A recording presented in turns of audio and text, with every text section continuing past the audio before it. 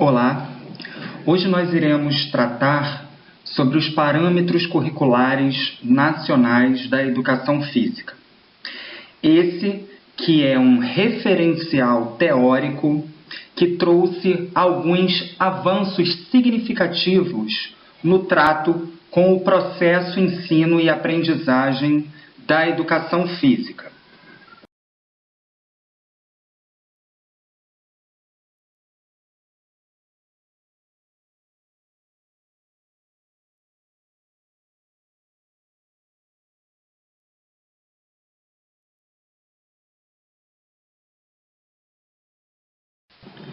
Diante dessas várias possibilidades de documentos que vão dialogar com o processo ensino e aprendizagem que acontece dentro da escola, nós temos alguns documentos de caráter normativo e obrigatório e nós temos alguns documentos considerados apenas um referencial teórico. É comum a gente encontrar questões de prova como essa do Estado do Rio de Janeiro de 2008, que vai sinalizar para a compreensão por parte do estudante quais são os documentos de características obrigatórias e quais são os documentos considerados referenciais teóricos. As diretrizes curriculares nacionais, assim como a Base Nacional Comum Curricular, que está em grande evidência nos dias de hoje, são considerados documentos de caráter normativos obrigatórios. Então, elas vão reger todo o processo de educação formal, ou seja, que acontece dentro do espaço escolar. Enquanto o parâmetro curricular nacional é considerado um referencial teórico, que vai sugerir possibilidades para se tratar o processo ensino e aprendizagem de cada disciplina do currículo dentro desse espaço escolar. Então, é muito comum encontrar questões de prova como essa do Estado do Rio de Janeiro de 2008, que faz essa correlação comparativa entre os documentos de caráter obrigatório e os documentos considerados referenciais teóricos. E como afirmativa verdadeira, nós temos a letra B, onde apenas as diretrizes curriculares nacionais são consideradas obrigatórias.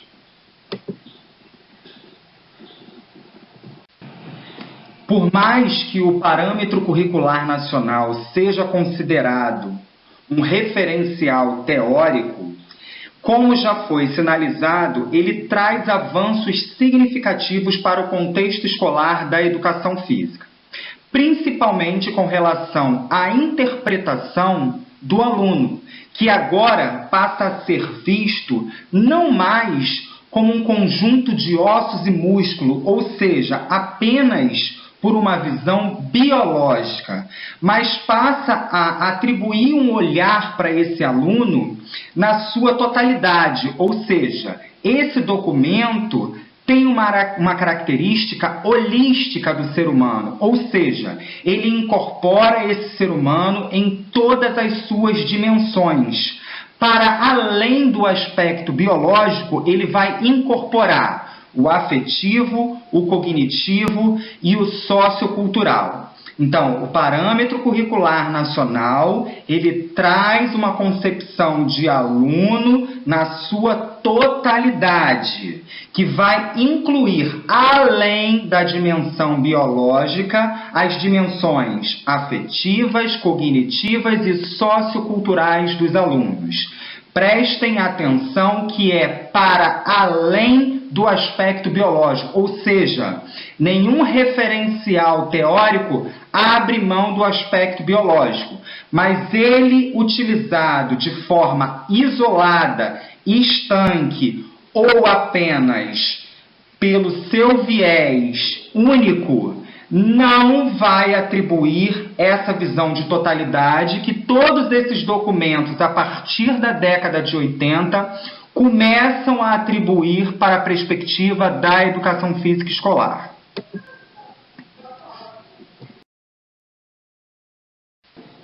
Então, essa visão atribuída ao aluno, que é uma visão holística, uma visão de totalidade, amplia a visão para o processo ensino e aprendizagem da educação física, onde inicialmente, numa perspectiva tradicional de educação física, anterior à década de 80, o sujeito era interpretado como um homem biológico e a educação se limitava a uma educação do corpo, porque ela era utilitária, ela tinha um fim em si mesmo, que era preparar esse corpo para o combate, para a guerra, para suportar todas as mazelas sociais em termos de saúde, para ser um indivíduo que iria representar o Brasil enquanto uma potência olímpica, e tudo isso cai por terra, onde, a partir da década de 80, com essa nova perspectiva escolar de educação física mais ampliada,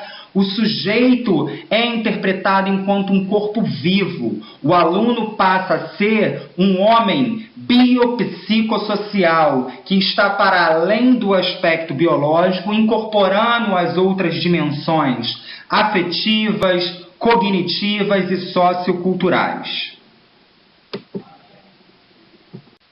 Esse documento traz, então, para o processo ensino e aprendizagem da educação física uma importância, ou seja, uma relevância social, que é exatamente superar a ênfase na aptidão física e no rendimento padronizado que historicamente esteve atrelada ao processo ensino e aprendizagem da educação física.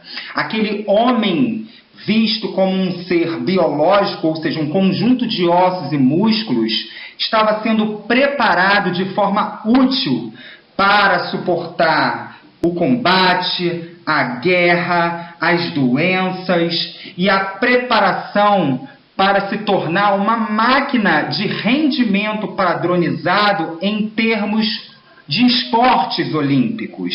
E aí, a educação física ganha com esse referencial teórico uma nova perspectiva, que está muito além dessa simples visão reducionista ligado à aptidão física e ao rendimento padronizado.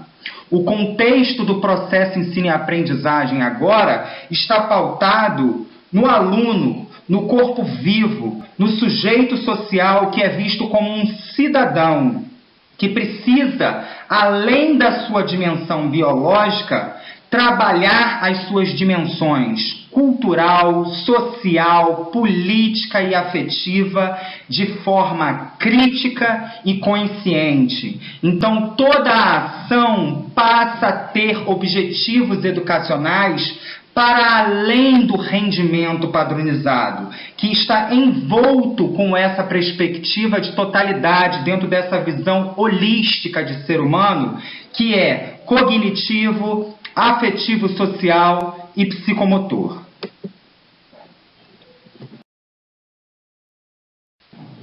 Então, num primeiro momento, o que a gente tinha numa perspectiva mais tradicional de educação física, anterior à década de 80, era uma visão utilitária desse indivíduo, aluno, que está dentro desse espaço escolar. Esse aluno era visto como um organismo apenas desenvolvido no seu aspecto biológico, fisiológico. Ele era visto como um corpo produto, um corpo que está a serviço de algo utilitário. Com essa nova concepção e importância social, esse organismo ele passa a ser interpretado enquanto um corpo. Então, se na perspectiva tradicional de educação física nós éramos um organismo, atualmente o nosso aluno é visto como um corpo. Que corpo é esse? Um corpo vivo, um sujeito, um cidadão, um corpo biopsicossocial, um corpo sociocultural, um corpo consumidor. E aí, cuidado com essa palavra, porque esse corpo consumidor subentende-se um corpo consumidor crítico, um corpo consumidor consciente, não é um corpo consumidor que reproduz um status que a mídia ou que o senso comum está reproduzindo como um corpo produto. Não, esse corpo consumidor é um corpo que questiona, que reivindica, que quer consciência desse corpo.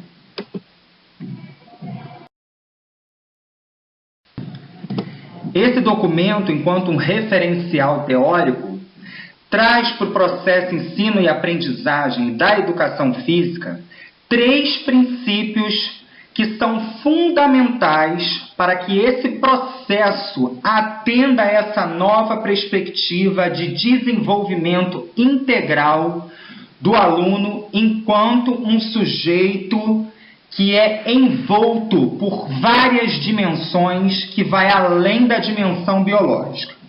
O primeiro princípio, o princípio mais importante dentro desse referencial teórico, é o chamado princípio da inclusão. Por quê? Porque esse é o eixo fundamental que vai nortear toda a ação pedagógica da educação física dentro da escola. O que eu estou falando com isso? Que se existe grupos ou subgrupos ou indivíduos que não estão sendo incorporados dentro dessa prática corporal que está sendo ofertada para esses alunos dentro do espaço escolar de aula de educação física, automaticamente esse princípio não está sendo respeitado e automaticamente esse viés que o referencial teórico, o parâmetro curricular nacional está trazendo para dentro do contexto da escola também não está sendo atendido. Um dos recursos para que esse princípio da inclusão alcance essa concepção e a todos os envolvidos dentro desse processo de ensino e aprendizagem é a cultura corporal de movimento.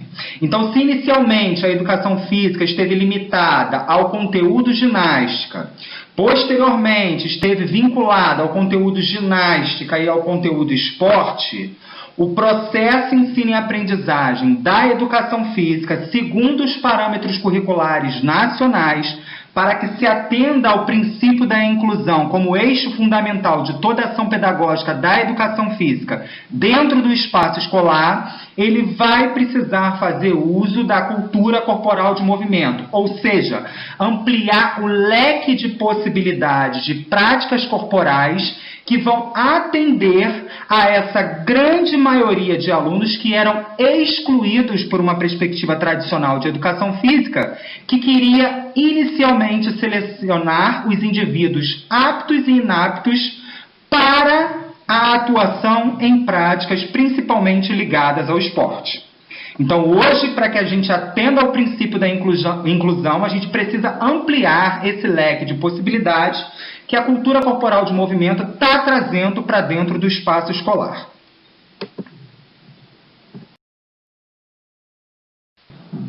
O segundo princípio de grande importância é o princípio da diversidade. Esse princípio ele vai ser identificado quando ele estiver fazendo uma associação às aprendizagens nas diferentes dimensões afetivas, cognitivas, motoras e socioculturais. Então, eu preciso diversificar as minhas possibilidades de metodologias, de conteúdos, para que eu possa atender ao princípio da diversidade, que vai interpretar o aluno na sua totalidade de dimensões afetivas, cognitivas, motoras e socioculturais.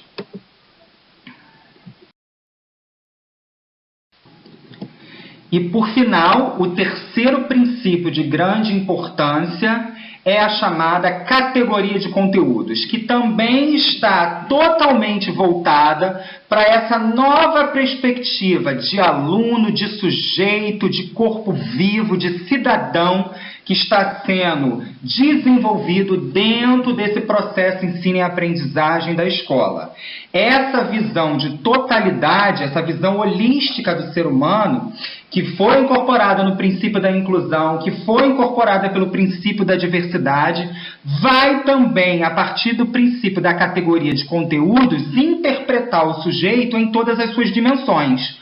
Por isso, uma perspectiva tradicional de educação física, que estava ligado a um processo ensino e aprendizagem utilitário, muitas vezes ligado a um fazer por fazer, apenas na sua categoria procedimental, passa a ser desenvolvido em todas as três estruturas que compõem a totalidade do ser humano.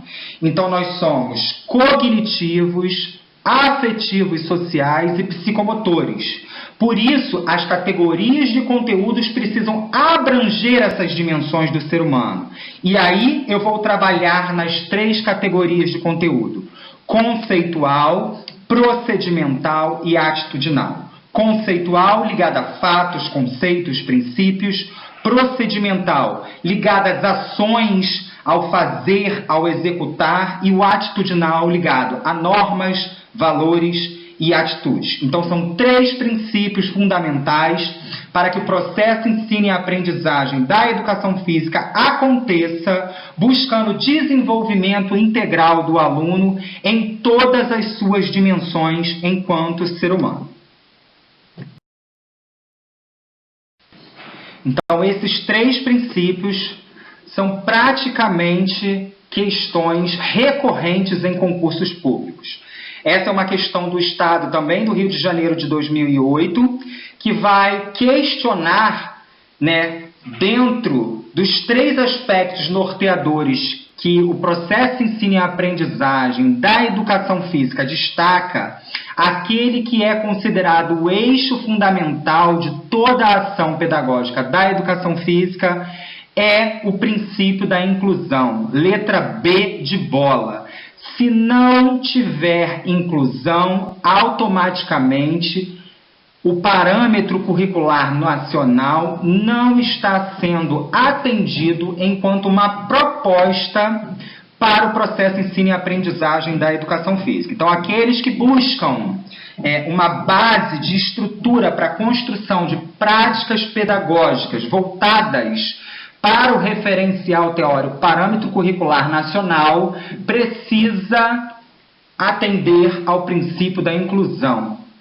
Não pode ter grupos excluídos das atividades de educação física. Não pode ter qualquer aluno excluído da atividade de educação física. Então, eu preciso trazer metodologias, estratégias metodológicas que incluam esses alunos que, porventura, possam estar sendo preteridos dentro dessas propostas de ensino e aprendizagem.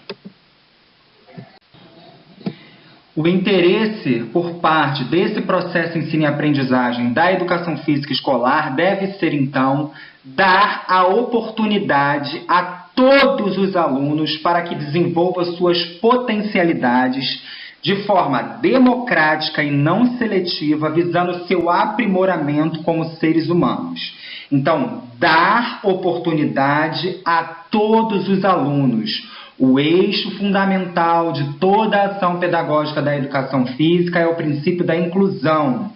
Qualquer aluno que seja excluído precisa ser incorporado a esse processo de ensino e aprendizagem. Por isso, o desenvolvimento é em cima das potencialidades de cada um desses alunos e de forma democrática e não seletiva. Por isso, esse processo de ensino e aprendizagem deve incorporar oportunidade a todos os alunos e não aqueles mais habilidosos, aqueles que possuem alguma experiência mais próxima das práticas esportivas. Não. A cultura corporal de movimento, ela vai ampliar o leque de práticas corporais desenvolvidas dentro do espaço escolar, a fim exatamente de oportunizar a todos os alunos, independente de sua afinidade, de forma a estimular suas potencialidades de forma democrática e não seletiva. Ok? como já foi citado, dentro dessa proposta de trabalhar com a cultura corporal de movimento, ampliando para além da perspectiva tradicional de educação física ligada à ginástica ao esporte, a cultura corporal de movimento, ela vai trazer uma incorporação de práticas corporais que têm em comum a sua característica lúdica e incorpora então essas práticas corporais dentro desse contexto maior que é a cultura corporal de movimento. Jogo, esporte, dança, ginástica e luta. O que esses 5 componentes interpretados enquanto práticas corporais têm em comum? Para o PCN, suas características lúdicas. É isso que aproxima esses conteúdos a uma prática maior que é chamada de cultura corporal de movimento e passa agora a ser estratégia para o desenvolvimento do processo ensino e aprendizagem da educação física dentro do espaço escolar.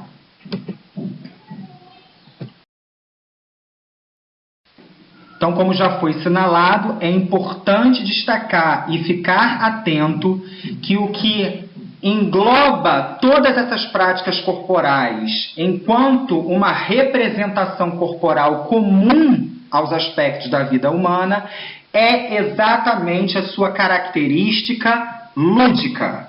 São atividades que ressignificam a cultura corporal humana e o fazem utilizando, ora uma intenção mais próxima do caráter lúdico, ora mais próxima do pragmatismo e da objetividade.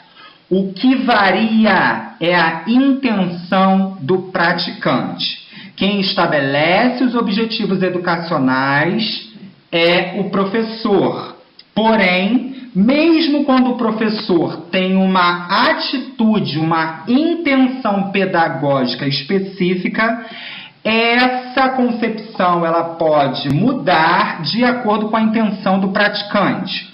Exemplo, estou desenvolvendo uma aula de futsal com as minhas turmas de 5º ano.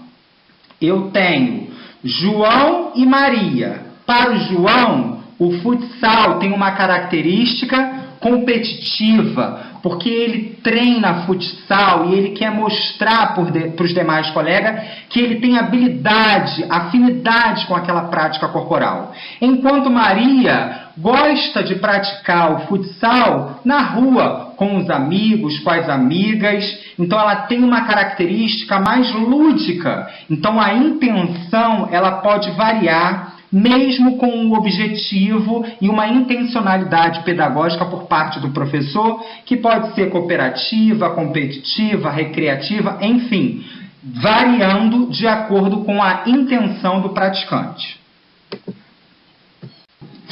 O desenvolvimento dessa cultura corporal de movimento, ele tem uma relação próxima com o contexto da cidadania desenvolvido dentro das práticas propostas pela educação física.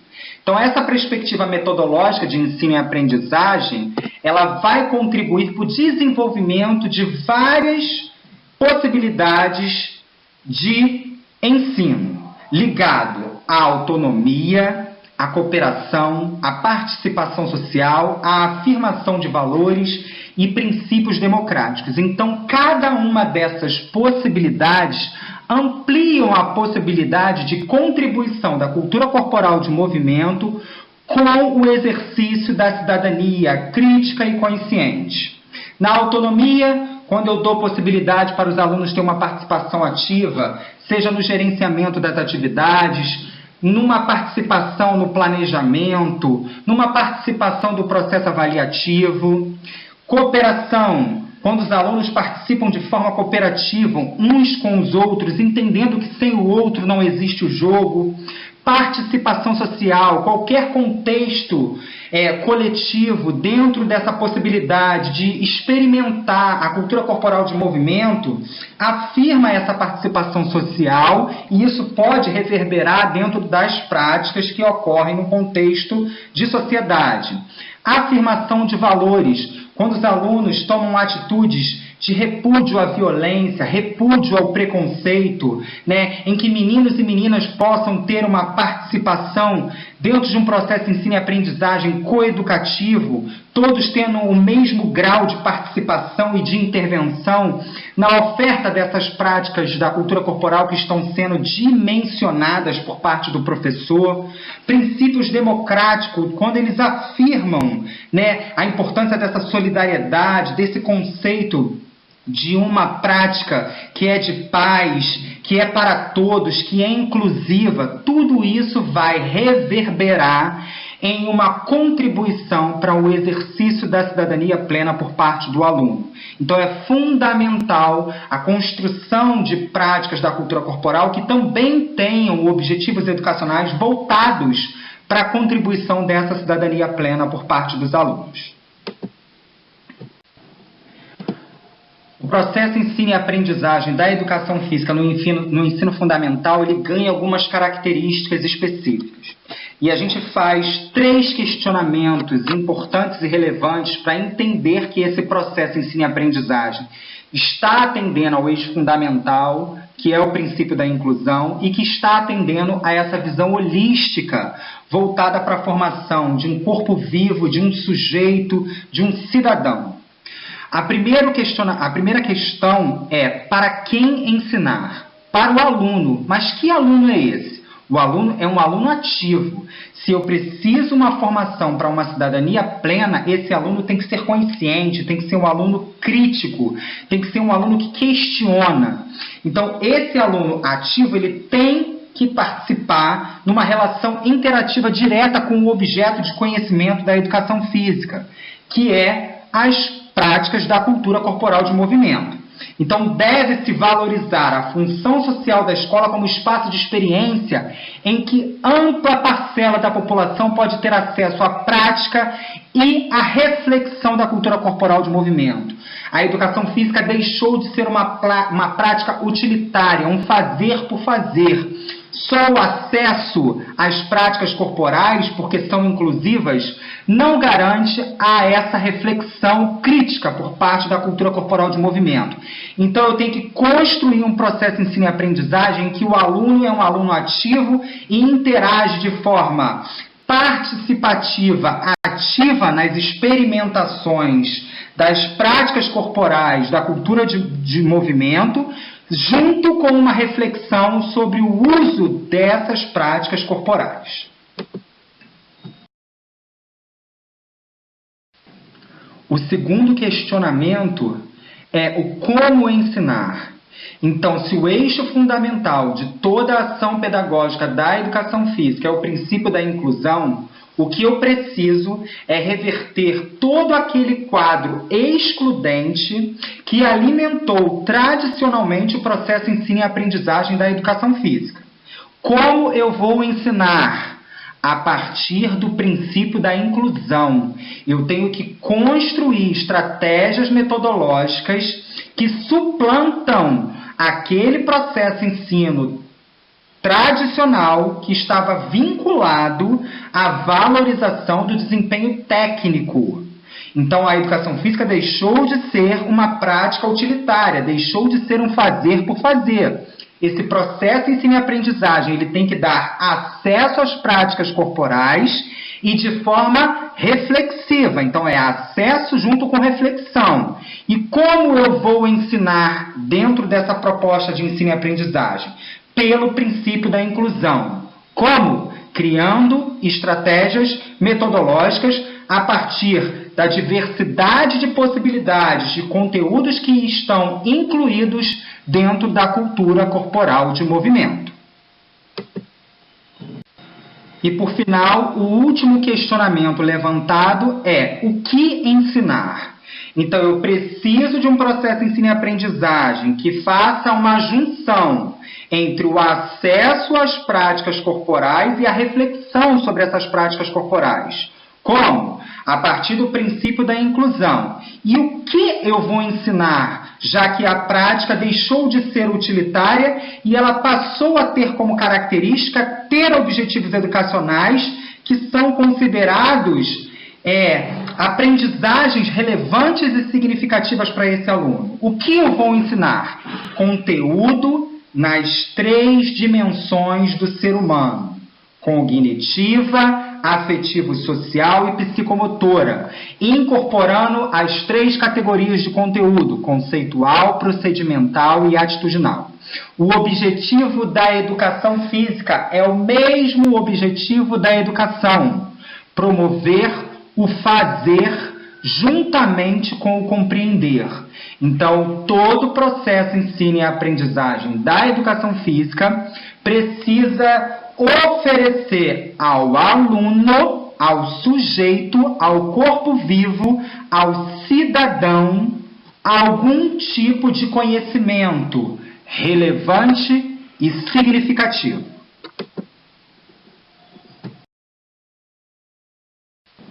Um outro item importante que aparece dentro desse referencial teórico são os objetivos gerais. Exemplo: participar de atividades corporais, reconhecendo e respeitando características físicas e de desempenho de si e dos outros. Esse tipo de objetivo, os alunos deverão demonstrar o seu domínio apenas ao final de um ciclo de trabalho, que pode ser um semestre, um ano, dependendo do sistema de educação. Portanto, esses objetivos gerais, eles aparecem no plano de curso. Todos esses itens considerados objetivos gerais elencados pelo Parâmetro Curricular Nacional só vão ser conquistados por parte do aluno ao final desse ciclo de trabalho. Como é que a gente pode encontrar isso em termos de questão de concurso? Tá aí, Cabo Frio, 2006. Participar de atividades corporais, estabelecendo relações equilibradas e construtivas com os outros, reconhecendo e respeitando características físicas e de desempenho dos outros, sem discriminar por características pessoais, físicas, sexuais ou sociais. É considerado que tipo de objetivo? Pessoal, esse é um exemplo de um objetivo geral que só pode ser alcançado por parte do aluno ao final de um ciclo de trabalho.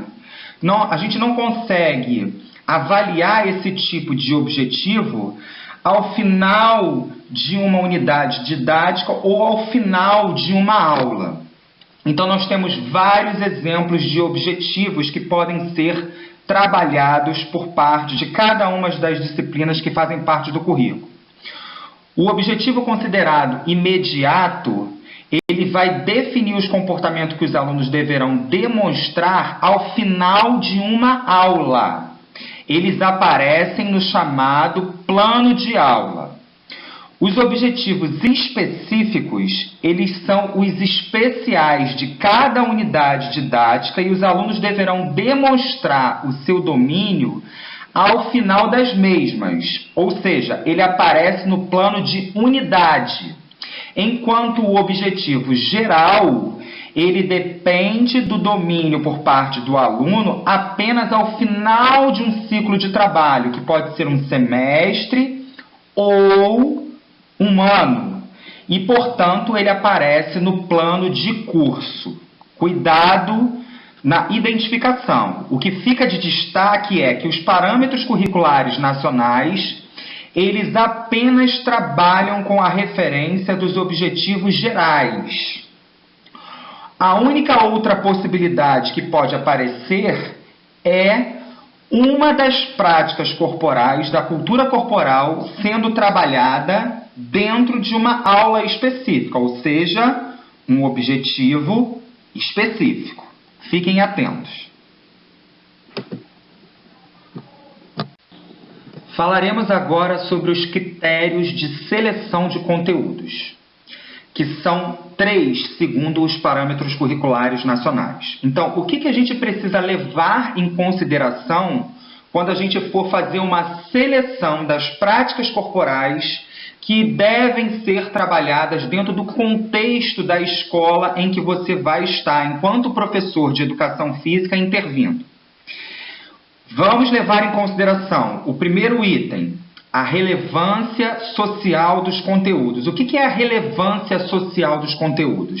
É você dar um tratamento contemporâneo ao conteúdo, ou seja, a prática corporal que você está colocando em prática para trabalhar com os seus alunos. Então, a gente precisa incorporar ao programa a experiência dos alunos.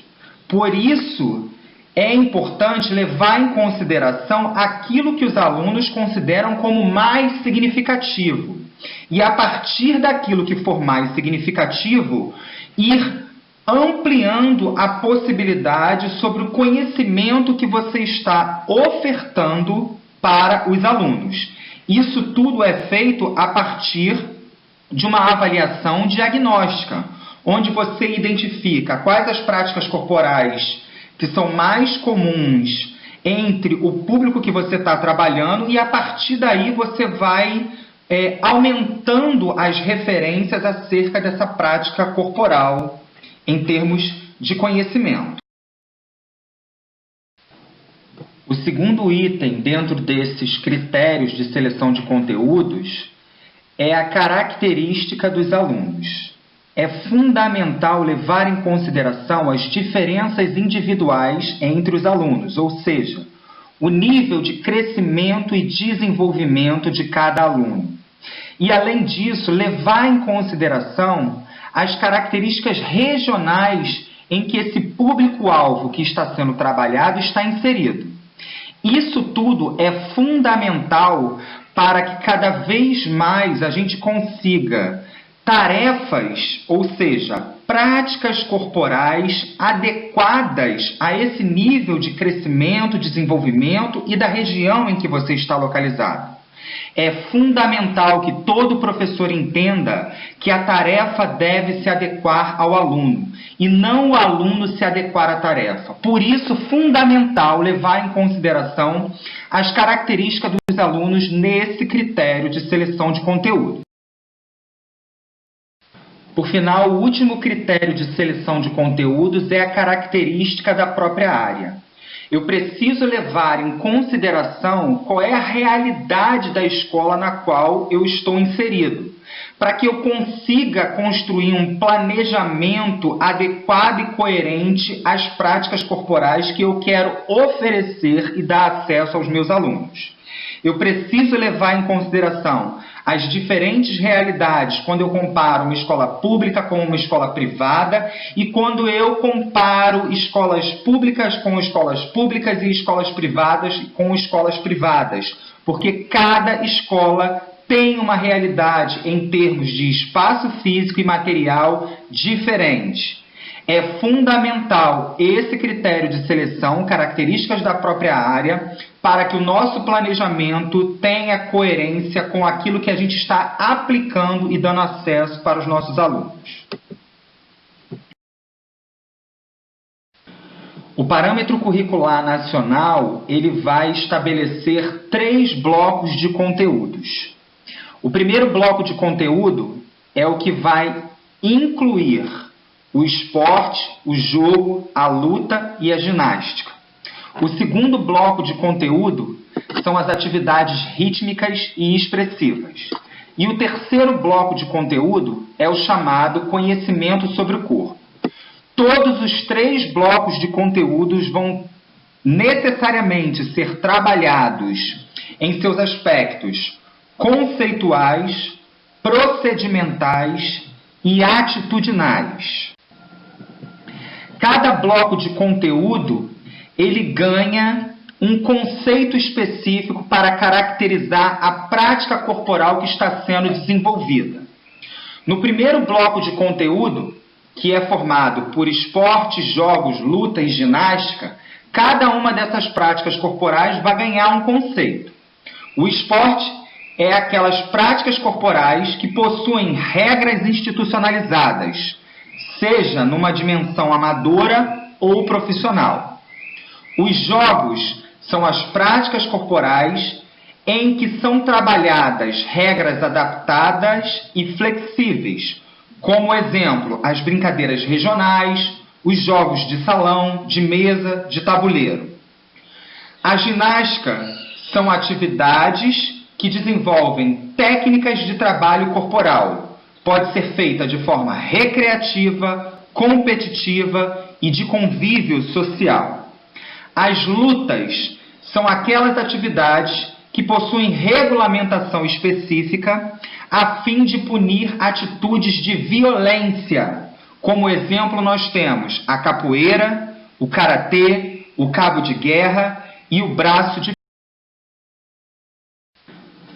Por mais que toda a prática corporal ela desenvolva o conteúdo em todas as suas categorias, ou seja, de forma conceitual, procedimental e atitudinal, o Parâmetro Curricular Nacional organizou esses conteúdos identificando potencialidades em termos conceituais e procedimentais e potencialidades em termos atitudinais. O que eu estou falando com isso? Que essa organização estabeleceu a junção entre conceitual e procedimental sendo desenvolvido de forma mais enfática, enquanto uma outra parte construída com base numa ênfase maior dos aspectos atitudinais. O que a gente precisa entender é como fazer a identificação dentro de uma simulação de objetivo e conteúdo que esteja sendo trabalhado para identificar qual é a categoria que está prevalecendo sobre esse conteúdo, se é conceitual e procedimental ou se é atitudinal.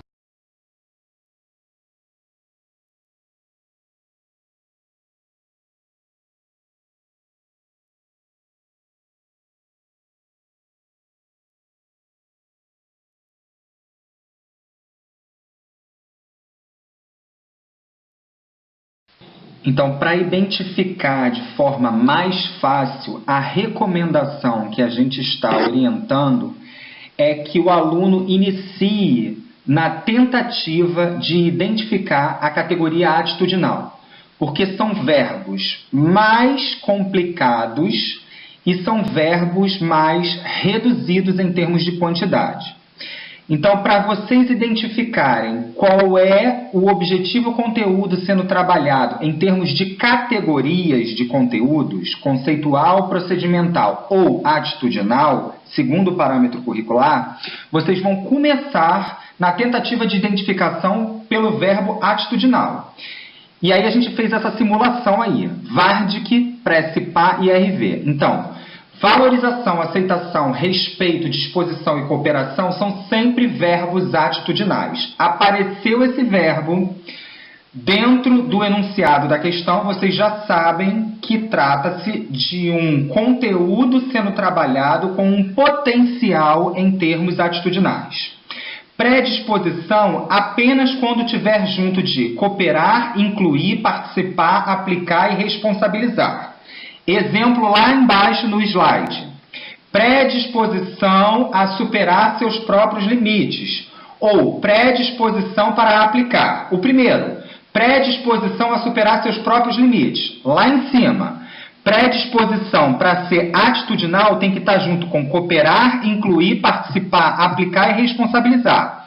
Predisposição a superar seus próprios limites não é uma categoria de conteúdo atitudinal com ênfase. Ela está mais voltada para a dimensão conceitual e procedimental. No exemplo de baixo, predisposição para aplicar os fundamentos adquiridos e os recursos disponíveis na criação e adaptação de jogos e brincadeiras. Predisposição para aplicar. Voltei lá em cima. Predisposição para ser considerado atitudinal, ela tem que estar junto com cooperar, incluir, participar. Opa, predisposição junto com aplicar é atitudinal. E por fim, o reconhecimento apenas quando ele estiver junto de valorização. Reconhecimento junto de valorização é atitudinal. Então, essas são algumas formas mais fáceis para que vocês identifiquem a categoria atitudinal sendo trabalhada de forma mais enfática. Qualquer outra que fuja dessas possibilidades, vocês já sabem que é uma categoria que está junto com ênfase na dimensão conceitual e procedimental.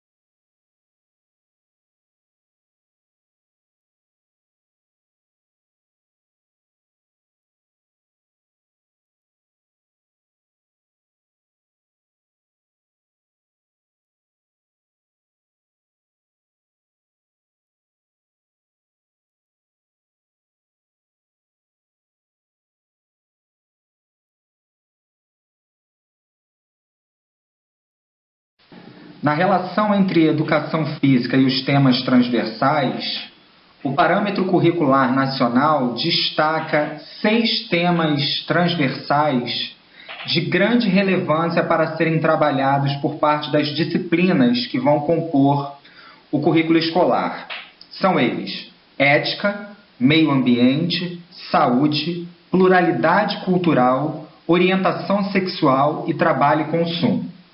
Além desses, qualquer outro tema de urgência, como exemplo, gravidez na adolescência, eles poderão surgir de acordo com a característica do espaço escolar que você está inserido. E aí ele passa, dentro de um tema de urgência, a ser considerado um tema transversal que deve ser incorporado pelo projeto político-pedagógico, pelo currículo e pelo desenvolvimento por parte de todas as disciplinas que compõem esse eixo curricular. É fundamental entender que esse tema transversal ele só vai ser identificado como sendo trabalhado por parte de qualquer que seja a disciplina quando ele desenvolve a consciência crítica por parte do aluno. Vamos dar um exemplo com relação à educação física. Eu estou desenvolvendo uma prática corporal ligada ao tema transversal meio ambiente. Então eu sugeri, junto com os meus alunos, de realizarmos uma trilha. A participação na trilha por si só não vai caracterizar o tema transversal meio ambiente sendo trabalhado. Para que eu consiga identificar a educação física contribuindo com o tema transversal meio ambiente, eu preciso desenvolver no aluno a consciência crítica com relação à preservação do meio ambiente. Então, não é a simples presença e participação, envolvimento com a prática corporal que vai caracterizar o tema transversal sendo desenvolvido, e sim a correlação que essa prática corporal pode favorecer para o desenvolvimento da consciência crítica por parte do aluno. Fiquem atentos a esse item.